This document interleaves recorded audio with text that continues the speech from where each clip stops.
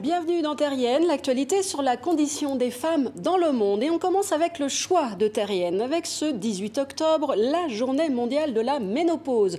Un sujet qui reste encore tabou, aussi bien chez les femmes que chez les hommes, que ce soit en privé ou dans le milieu professionnel. Véritable tournant dans la vie d'une femme, une période de transition physiologique, pas toujours facile à traverser, mais qui peut aussi être vécue comme une véritable libération.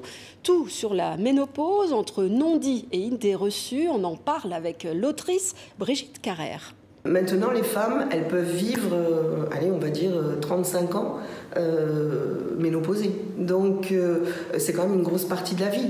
Bon, il n'est pas question de baisser les bras et de se dire, ça y est, c'est fini, je reste chez moi et j'arrête de vivre. Ce sujet sur la libido est une question qui m'a souvent été posée, pas tellement par les femmes, mais par les hommes. Les hommes à qui j'expliquais que je faisais qu'on faisait un livre sur la ménopause, d'abord ils riaient, etc. La ménopause, etc. Je ne vais jamais offrir ça à ma femme et tout. Puis après, ils revenaient sur ce sujet-là. Et ben oui, mais pourquoi pas. Et une des premières questions qu'ils me posaient, c'était par rapport à ça.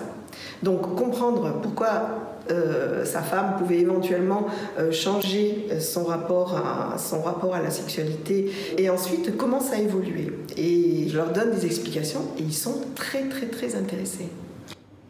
Et le coup de griffe de Terrienne avec cette étude publiée cette semaine en France sur le viol et les violences sexuelles dans le milieu étudiant. Près de 10 000 jeunes, en majorité des jeunes femmes, ont répondu à un questionnaire en ligne lancé par un collectif étudiant dans une 50aine de facs et de grandes écoles.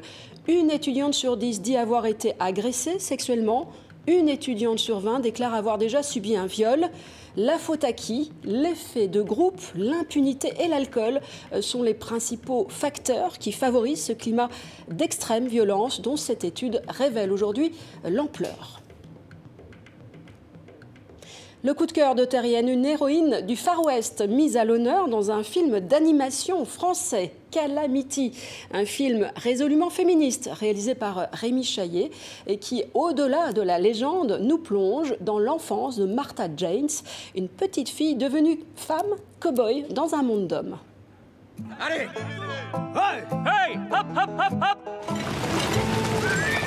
Martha Jane, c'est quand qu'on arrive? Bientôt.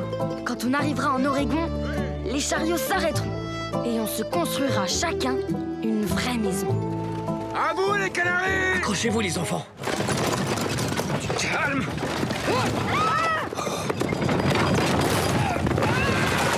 Vous avez la jambe et 2 côtes cassées. Qui va conduire le chariot? Moi, je veux bien conduire le chariot. Je peux apprendre. Ne raconte pas d'âneries, jeune fille.